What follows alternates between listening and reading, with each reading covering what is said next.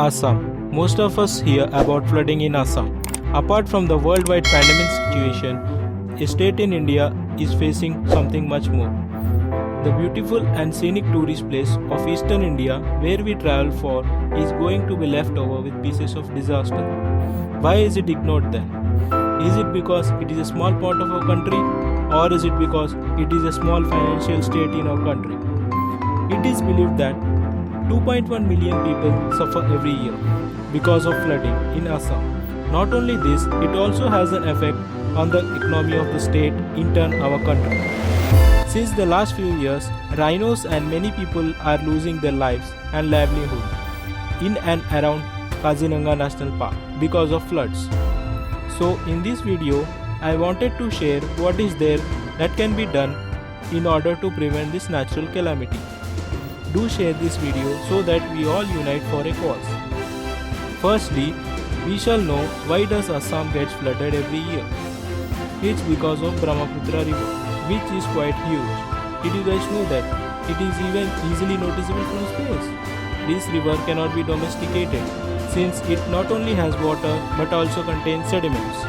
During monsoons, this river carries about 2.12 million metric tons of sediments per day. From past few years, the intensity of monsoon has increased comparatively. As a result, Assam suffers from flooding.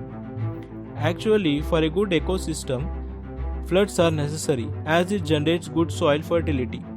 But from past few years, this natural phenomena has changed to natural disaster, which can be handled by us.